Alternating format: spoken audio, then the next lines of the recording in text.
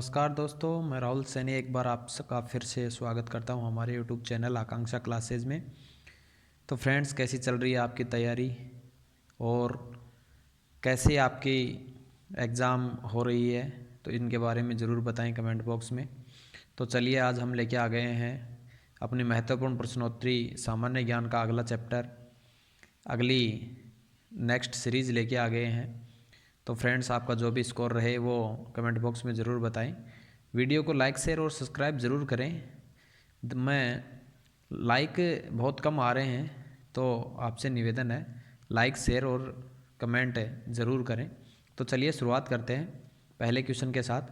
सिंधु घाटी सभ्यता निम्नलिखित स्थानों में किस स्थान पर 6 अन्न भंडार एक पंक्ति में थे? सिंधु घाटी जो सभ्यता है, निम्नलिखित स्थानों में से किस स्थान पर 6 अन्न भंडार एक ही पंक्ति में थे, एक ही रो में थे? तो वो कौन सा स्थान था? ऑप्शन है हमारे मोहनजोदड़ो, हड़प्पा, लोथल, कालीबंगा। तो ये 6 अन्न भंडार एक ही लाइन में हड़प्पा में पाए गए थे। हड़प्पा से 6 मीटर एक ऊंचा टीले पे 6 दोनों तरफ अन्न भंडार थे। कुल 12 अन्न भंडार मिले थे जो कि एक ही लाइन में थे। तो ठीक है फ्रेंड्स, हड़प्पा में ये पाए गए थे। और सबसे बड़े अन्नागार की बात करें तो मोहनजोदड़ो में मिला था। स्नानागार और अन्नागार मोहनजोदड़ो में मिला था। मोहनजोदड़ो को मृतकों का टीला भी कहा जाता है। ठीक है फ्रेंड्स, नेक्स्ट क्वेश्चन देखते हैं। सिकंदर के आक्रमण के समय निम्नलिखित राजवंशों में किसका शासन उत्तरी भारत में था? कौन सा शासन करता था उत्तरी भारत में जब सिकंदर का आक्रमण हुआ? तो सिकंदर का आक्रमण सबसे पहले तो हुआ कब था? 325-26 के आसपास, ईसा पूर्व के आसपास इसका आक्रमण हुआ था। तो उस समय नंद वंश का अंतिम शासक था घनानंद। तो ये शासन कर रहा था उत्तरी भारत में। तो घनानंद था, वो नंद वंश का था और ये उत्तरी भारत में शासन कर रहा था। ऑप्शन सही हो जाएगा ए, घनानंद उस समय शासन कर रहा था। तो इसके साथ सिकंदर के साथ सबसे पहले एक पुरु का शासक था पोरस। उसने झेलम नदी के किनारे युद्ध किया था, जिसे वितस्ता का युद्ध बोलते हैं। ठीक है फ्रेंड्स, ये सिकंदर उसको पोरस को हरा दिया था। तब उसकी बहादुरी से प्रसन्न होकर सिकंदर ने उसको राज्य अपना वापस दे दिया था और ये वहीं से वापस लौट गया था, आगे नहीं आया था। ठीक है फ्रेंड्स, नेक्स्ट क्वेश्चन देखते हैं। निम्नलिखित महाजनपदों में से किसमें आधुनिक काल के भागलपुर और मुंगेर जिले शामिल थे?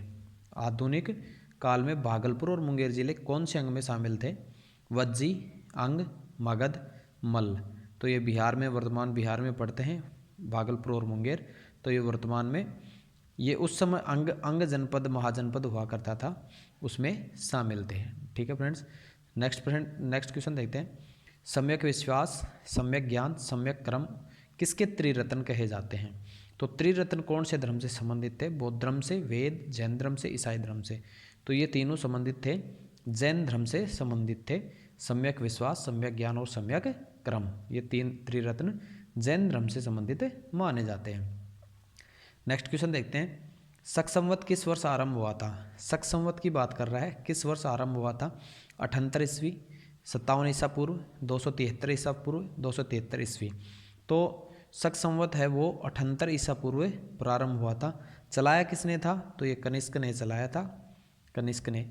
और एक और बता दूं, 57 ईसा पूर्व में विक्रम संवत प्रारंभ हुआ था, विक्रम संवत। और इसने चलाया किसने था? विक्रमादित्य ने चलाया था, ये विक्रमादित्य ने। ठीक है फ्रेंड्स, नेक्स्ट क्वेश्चन देखते हैं। अजंता की चित्रकारी किसके दृश्य को दर्शाती है? रामायण, महाभारत, जातक, पंचतंत्र। तो अजंता में जो चित्रकारी हो रखी है वो क्या दर्शाती है? तो ये जातक कथाएं बताते हैं। तो जातक किसे कहा जाता है? जातक भगवान जो बुद्ध हैं उनके पूर्व जन्म की कथाएं हैं, गाथाएं हैं, उनके चित्र अजंता में चित्रकारित किए हुए हैं। तो अजंता में जो चित्रकारी है वो जातक कथाओं की है। ठीक है फ्रेंड्स, नेक्स्ट क्वेश्चन देखते हैं।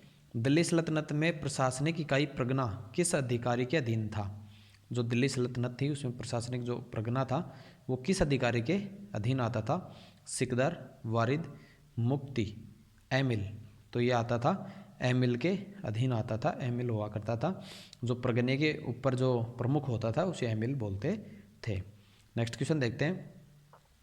अकबर के शासनकाल में राजस्व व्यवस्था किसके जिम्मे थी? बैरम खान, मान सिंह, बीरबल, टोडरमल।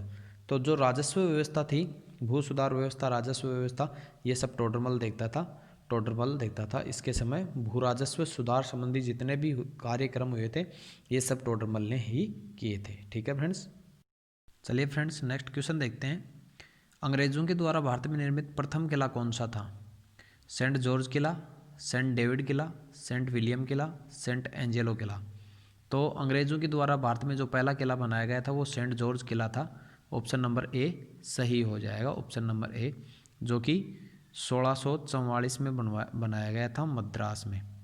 मद्रास, तत्कालीन मद्रास और वर्तमान चेन्नई में बनाया गया था सेंट जॉर्ज किला अंग्रेजों के द्वारा। यह अंग्रेजों के द्वारा निर्मित पहला किला था। ठीक है फ्रेंड्स। नेक्स्ट क्वेश्चन देखते हैं। स्वतंत्रता पूर्व भारत में व्यापारी के रूप में निम्नलिखित में से कौन अंत में आया? स्वतंत्रता के बात करें, स्वतंत्रता पूर्व भारत में व्यापारी के रूप में सबसे अंत में कौन आया? तो इसमें सबसे अंत में कौन आया तो मैं आपको पहले एक सारणी से बता देता हूँ। तो सबसे पहले की बात करें तो सबसे पहले देखिए फ्रेंड्स, सबसे पहले है जो आए वो थे पुर्तगाली। तो पुर्तगाली आए थे 1498 में आए थे पुर्तगाली। तो इसका था वास्को डी गामा है वो, जो कालीकट गोवा के तट सॉरी केरल के तट पे आया था, तो वो पुर्तगाली था। तो सबसे पहले पुर्तगाली आए थे। उसके बाद में आए ब्रिटिश आए थे 1600 ईस्वी में आए थे, ब्रिटिश ईस्ट इंडिया कंपनी। उसके बाद है वो आए डच, तो वो आए थे 1602 ईस्वी में आए थे डच के बाद आए डेनिस, और डेनिस आए थे 1616। ठीक है फ्रेंड्स। उसके बाद आए फ्रांसीसी, तो फ्रांसीसी आए थे 1664 में। और उसके बाद स्वीडिश आए थे सबसे अंत में, स्वीडिश आए थे सबसे अंत में, तो वो आए थे 1731 में।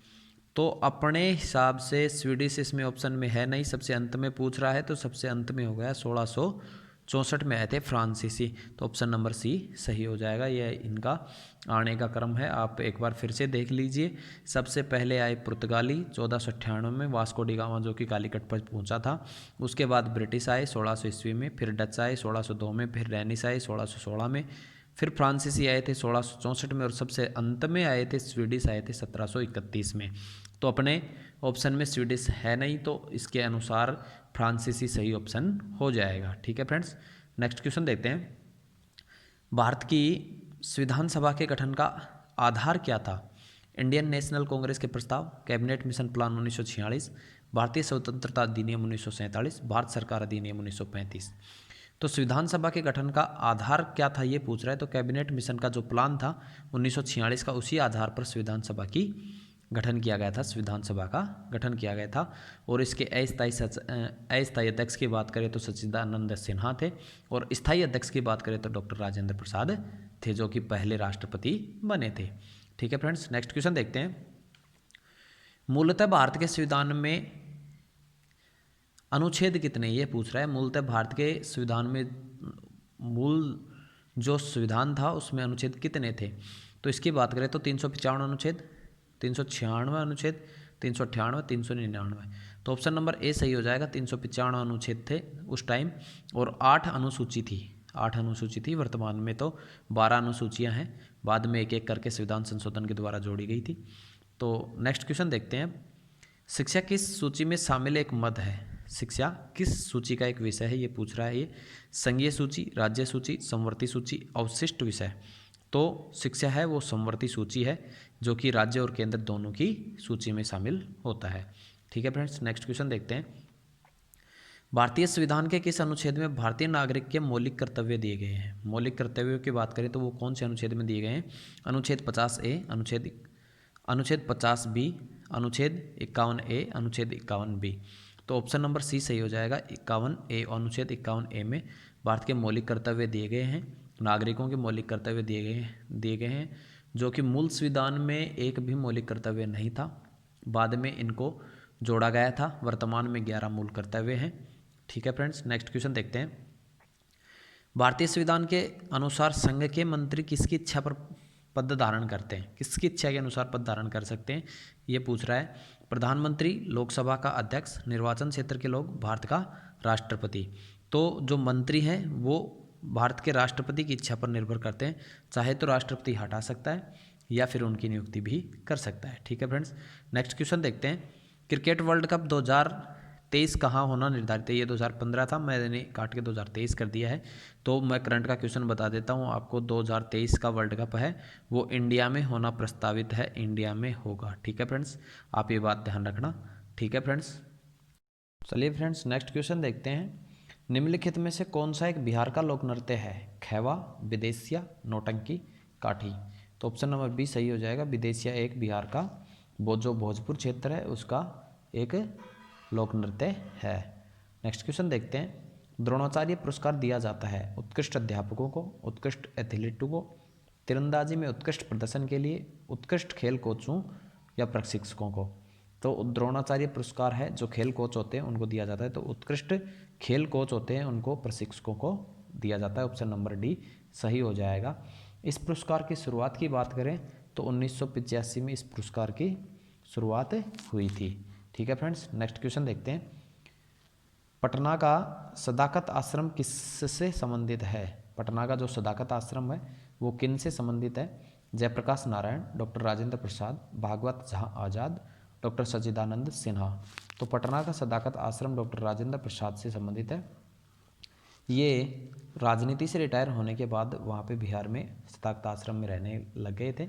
और वर्तमान में से सदाकत आश्रम की बात करें तो यहाँ पे बिहार जो कांग्रेस है उसका जो कार्यालय है, राष्ट्रीय कार्यालय है, राज्य का कार्यालय है, वो अभी वर्तमान में वहाँ पे संचालित किया जा रहा है। ठीक है फ्रेंड्स, नेक्स्ट क्वेश्चन देखते हैं।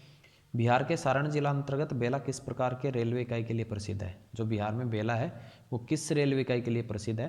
कोच निर्माण, कोच रखरखाव, rail wheel plant, rail engine रखरखाव। तो ऑप्शन नंबर सी सही हो जाएगा, rail wheel plant. Option number C सही हो जाएगा। ठीक है फ्रेंड्स, नेक्स्ट क्वेश्चन देखते हैं। स्थायी चुंबक विकसित करता है। स्थायी चुंबक है वो हमेशा क्या विकसित करेगा। लौह चुंबकीय पदार्थ, प्रतिचुंबकीय पदार्थ, अनुचुंबकीय पदार्थ को, दोनों अनुचुंबकीय और प्रतिचुंबकीय पदार्थ दोनों को। तो ऑप्शन नंबर ए सही हो जाएगा, लौह चुंबकीय पदार्थ को करता है। ठीक है फ्रेंड्स, नेक्स्ट क्वेश्चन देखते हैं। पोखरण 1974 में संपन्न भारत के प्रथम न्यूक्लियर टेस्ट का सांकेतिक नाम क्या था। वेरी इंपॉर्टेंट क्वेश्चन है फ्रेंड्स। जो 1974 में हुआ था पोखरण में, इंदिरा गांधी के समय हुआ था पहला जो परमाणु बम का टेस्ट हुआ था वो। तो उस ऑपरेशन का क्या नाम था। Smiling Buddha, operation desert storm, Buddha for peace, Panchsheel. तो ऑप्शन नंबर ए सही हो जाएगा, स्माइलिंग बुद्धा इसका नाम था। और दूसरा जो परमाणु परीक्षण हुआ था वो भी पोखरण में ही हुआ था। वो हुआ था 11 मई 1998। ये हुआ था। उस समय 2 हुए थे 1998 में, 2 हुए थे। एक तो 11 मई को, एक 13 मई को हुआ था। इसके जस्ट 2 दिन बाद में ही ये अटल बिहारी वाजपेयी के समय हुए थे। और इस समय इनका जो ऑपरेशन का नाम था तो वो ऑपरेशन था ऑपरेशन शक्ति। ऑपरेशन शक्ति इसका नाम था। ठीक है फ्रेंड्स, ध्यान रखिएगा, बहुत इंपॉर्टेंट क्वेश्चन है। नेक्स्ट क्वेश्चन देखते हैं। एक तरंग दैर्घ्य की एसआई इकाई क्या है। Hertz, angstrom, Henry, weber. तो तरंग दैर्घ्य की एसआई इकाई की बात करें तो ऑप्शन नंबर बी सही हो जाएगा, एंगस्ट्रम। और एक एंगस्ट्रम की बात करें तो एक एंगस्ट्रम में होता है 10⁻⁻10 मीटर होते हैं। ठीक है फ्रेंड्स, ये वैल्यू ध्यान रखना, कई बार पूछ ली जाती है। नेक्स्ट क्वेश्चन देखते हैं। सफ़ेद प्रकाश स्पेक्ट्रम में नीले और पीले रंगों के बीच कौन सा रंग होता है। सफ़ेद प्रकाश स्पेक्ट्रम में नीले और पीले रंगों के बीच कौन सा रंग होता है। ऑप्शन है हरा, जामुनी, नारंगी, लाल। तो इसका कैसे पता लगाएंगे। विबग्योर आपको पता है, विबग्योर। तो ये पूछ रहा है ब्लू और येलो, यानी कि नीला और पीला के बीच में कौन सा हो जाएगा, ग्रीन हो जाएगा। तो ऑप्शन नंबर ए सही हो जाएगा अपना, option number A. Next question देखते हैं। ए मोल, एक मोल बराबर होता है 1.67 गुणा 10 की घात 19 कण के, 9.108 गुणा 10 की घात 11 कण के, 6.023 गुणा 10 की घात 23 कण के, 1.67 गुणा 10 की घात 27 कण के। तो एक मोल किसके बराबर होता है, 6.023 गुणा 10 की घात 23 कण के बराबर होता है, एक मोल के मान है ये। ठीक है फ्रेंड्स, नेक्स्ट क्वेश्चन देखते हैं। निम्न में से कौन कार्बन का पररूप नहीं है, नहीं है वाला बताना है, नहीं है। लकड़ी, कोयला, हीरा, ग्रेनाइट, ग्रेफाइट। तो ग्रेफाइट भी है, ग्रेनाइट नहीं है, हीरा है, लकड़ी है। तो ग्रेनाइट इसका सही ऑप्शन हो जाएगा, ग्रेनाइट इसका, ग्रेनाइट तो पत्थर होता है, तो ये कार्बन का पररूप नहीं है। नेक्स्ट क्वेश्चन देखते हैं। परम 10,000 एक सुपर कंप्यूटर है, ये किसके द्वारा विकसित किया गया था, कंप्यूटर का क्वेश्चन आ गया है। तो परम 10,000 वो किसने बनाया था, DRDO, CDAC Pune, IIS Bengaluru, IIT Mumbai. तो ये बनाया था सीडैक पुणे ने बनाया था, और ये बनाया था 1998 में सीडैक पुणे के द्वारा विकसित किया गया था। ठीक है फ्रेंड्स, नेक्स्ट क्वेश्चन देखते हैं। कंप्यूटर का प्रत्येक अवयव निम्नलिखित में से किस युग में शामिल है, मतलब कौन सा एक ऐसा ऑप्शन है जिसमें कंप्यूटर के सभी अवयव शामिल हो जाएंगे। रैम या रोम, आगत उपाय या निर्गत उपाय, एप्लीकेशन सॉफ्टवेयर या सिस्टम सॉफ्टवेयर, हार्डवेयर या सॉफ्टवेयर। तो हार्डवेयर और सॉफ्टवेयर में दोनों सारा कंप्यूटर का प्रत्येक अवयव सारे सम्मिलित हो जाएंगे, क्योंकि हार्डवेयर में जो बाहर के होते हैं वो सारे आ जाएंगे, माउस, कीबोर्ड, प्रिंटर वगैरह, मॉनिटर वगैरह सब आ जाएंगे, और सॉफ्टवेयर में अंदर के जितने भी सॉफ्टवेयर सारे आ जाएंगे। तो कंप्यूटर का प्रत्येक भाग हैं वो हार्डवेयर और सॉफ्टवेयर के अंतर्गत सारे आ जाएंगे। ठीक है फ्रेंड्स, नेक्स्ट क्वेश्चन देखते हैं। फलीदार पौधे में नाइट्रोजन स्थिर करने वाला बैक्टीरिया निम्न में से कौन सा है। जो फलीदार पौधे होते हैं उनमें जो नाइट्रोजन स्थिर करता है वो बैक्टीरिया कौन सा होता है, एजोबैक्टर, नाइट्रोबैक्टर, राइजोबियम, सिंडोमोनास। तो राइजोबियम है वो फलीदार जो पौधे होते हैं उनकी जड़ों में नाइट्रोजन स्थिरीकरण का कार्य करता है। तो ऑप्शन नंबर सी हो जाएगा, राइजोबियम। ठीक है फ्रेंड्स, नेक्स्ट क्वेश्चन देखते हैं। पौधों की जड़ों से अन्य भाग एक पानी और खनिज का वहन किसके द्वारा करते हैं, पौधों की जड़ों से। तो एपिकल, फ्लोएम, कायमा, लेटरल, जाइलम। तो पौधों की जड़ों से जो खनिज और जो पोषक तत्व ले जाते हैं वो जाइलम लेके जाते हैं। ध्यान रखना दो चीज़ होती हैं, एक तो होता है फ्लोएम और एक होता है जाइलम। तो जाइलम तो क्या है, जाइलम में जय आ रहा है तो आप ये ध्यान रखो जड़ से, यानी कि ये जड़ से पोषक तत्व ऊपर पत्तियों में पहुंचाएगा, जो टहनियाँ हैं उनमें पहुंचाएगा। और फ्लोएम का इसका जस्ट उल्टा कर देना कि ये प्रकाश संश्लेषण होकर पत्तियों से जो भोजन लेके और सारे नीचे की तरफ जितने भी भाग है उसमें भोजन पहुंचाने का कार्य करता है। ठीक है, और ये नीचे से पोषक तत्व जल के द्वारा लेके जाएगा, जड़ से लेके जाएगा। ठीक है फ्रेंड्स, नेक्स्ट क्वेश्चन देखते हैं। बी रक्त ग्रुप वाला व्यक्ति किस रक्त ग्रुप वाले व्यक्ति को रक्तदान कर सकता है। बी रक्त ग्रुप वाला किसको दान करेगा, ए और ओ को, बी और ओ को, ए और ए बी को, बी और ए बी को। तो बी और ए बी को ही कर पाएगा, ये ऑप्शन नंबर डी सही हो जाएगा। तो आपको पता है फ्रेंड्स, ओ है वो सर्वे दाता होता है और ए बी है वो सर्वे ग्राही होता है, सभी से ले सकता है, और ओ सभी को दे सकता है। केवल बी वाला बी और ए बी को देगा, और केवल ए वाला केवल ए और ए बी को दे सकता है। ठीक है फ्रेंड्स, नेक्स्ट क्वेश्चन देखते हैं। निम्न में से कौन सी बीमारी वायरस के कारण नहीं होती, हैजा, छोटी माता, ऑप्शन नंबर सी हेपेटाइटिस, और डी खसरा। तो इसमें फ्रेंड्स पिछले वाले में देखा हमने हैजा है वो हैजा जीवाणु जनित हो जाएगा, तो हैजा अपना ऑप्शन नंबर ए सही हो जाएगा। बाकी सी और डी नहीं होंगे, ये सभी विषाणु या वायरस जनित होते हैं। ठीक है फ्रेंड्स, नेक्स्ट क्वेश्चन देखते हैं। प्रथम क्लोन जानवर डोली थी, बकरी थी, भेड़ थी या खरगोश थी या बिल्ली थी। तो प्रथम जो क्लोन था डोली था वो भेड़ थी, और इसको जो इसका निर्माण करने वाले थे वो इयान विल्मुट थे, इयान विल्मुट, ध्यान रखना नाम। इयान विल्मुट ने भेड़ का जो है वो क्लोन बनाया था जिसका नाम डोली रखा था। ठीक है फ्रेंड्स। नेक्स्ट क्वेश्चन देखते हैं। 1000 मेगावाट बिजली उत्पादन करने वाला भारत का एकमात्र न्यूक्लियर संयंत्र कौन सा है? कलपकम, कुडनकुलम, नरोरा, तारापुर। तो ऑप्शन नंबर बी सही हो जाएगा अपना कुडनकुलम, जो कि तमिलनाडु में पड़ता है। तमिलनाडु में पड़ता है ये 1000 मेगावाट बिजली उत्पादन करने वाला एकमात्र न्यूक्लियर संयंत्र है। अब तो काफ़ी हो गए हैं, पहले ये एक ही था। नेक्स्ट क्वेश्चन देखिए। दो प्लेन शीशे एक दूसरे पर 60 डिग्री कोण पर झुके हैं। यदि इनके बीच कोई वस्तु रखी जाए तो उसके प्रतिबिंब कितने बनेंगे? तो ऐसे क्वेश्चन के लिए फ्रेंड्स मैं आपको एक सूत्र बताता हूँ।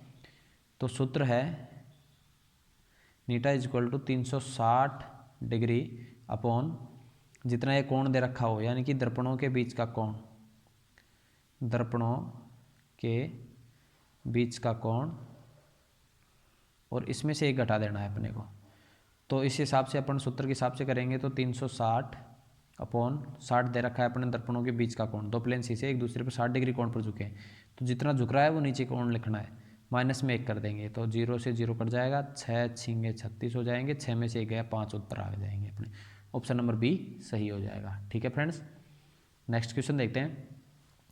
एक हल्के पिंड ए तथा बी भारी पिंड बी की गतिज ऊर्जा समान हो तो, एक हल्का पिंड है दूसरा भारी पिंड है, दोनों की गतिज ऊर्जा समान है तो क्या होगा? बी की अपेक्षा ए का संवेग अधिक होगा, बी की अपेक्षा बी का संवेग अधिक होगा, ए और बी का संवेग समान है, इनमें से कोई नहीं। तो देखिए फ्रेंड्स, पिंड चाहे हल्के या भारी हो, यानी कि द्रव्यमान उनका कुछ भी हो, संवेग हमेशा दोनों का समान ही होगा। तो ऑप्शन नंबर सी हो जाएगा राइट आंसर। ठीक है फ्रेंड्स। नेक्स्ट क्वेश्चन देखते हैं। निम्न में से कौन सा रेडियोधर्मी तत्व नहीं है? रेडियोधर्मी तत्व नहीं है, कौन सा बताना है? नहीं है जो। Uranium, thorium, radium, cadmium. तो देखिए यूरेनियम भी है, थोरियम भी है रेडियोधर्मी, और रेडियम भी रेडियोधर्मी है। तो कैडमियम नहीं है, कैडमियम में एक धातु होती है, तो ये ऑप्शन नंबर डी सही हो जाएगा। ठीक है फ्रेंड्स। नेक्स्ट क्वेश्चन देखते हैं। एक तत्व के निम्नलिखित गुणों में से संपूर्ण संख्या कौन सी है? जो गुण होते हैं उनमें संपूर्ण संख्या बतानी है, कौन सी होती है? संपूर्ण संख्या किसके द्वारा दर्शाई जाती है? परमाणु त्रिज्या, परमाणु आयतन, परमाणु संख्या या परमाणु द्रव्यमान। तो ऑप्शन नंबर सी सही हो जाएगा। संपूर्ण संख्या परमाणु संख्या में ही दर्शाई जाती है। ठीक है फ्रेंड्स। आज का सेकंड लास्ट क्वेश्चन देखते हैं। कैल्वराइट किसका एस्क है? कैलावराइट जो है ना वो किसका एस्क है? कैल्शियम, चांदी, सोना, एल्यूमिनियम। तो कैल्वराइट है वो सोने का एक एस्क है, जिसके निष्कर्षण करने के बाद सोना तैयार किया जाता है। ठीक है फ्रेंड्स। नेक्स्ट क्वेश्चन देखते हैं और आज का अंतिम क्वेश्चन देखते हैं। मानव शरीर का कौन सा अंग निमोनिया से प्रभावित होता है? जो कौन सा अंग है वो निमोनिया से प्रभावित होता है? आँत, यकृत, फेफड़े, अग्नाशय। तो निमोनिया है वो ज़्यादातर बच्चों में होता है, आप जानते हैं। तो ये फेफड़ों को प्रभावित करता है, फेफड़ों को प्रभावित करता है। ऑप्शन नंबर सी सही हो जाएगा। ठीक है फ्रेंड्स। तो फ्रेंड्स ये अपने 40 महत्वपूर्ण MCQ थे। तो आपका स्कोर क्या रहा? आपको वीडियो कैसा लगा? कमेंट बॉक्स में ज़रूर बताएं। वीडियो को लाइक, शेयर और सब्सक्राइब जरूर करें। बहुत बहुत धन्यवाद।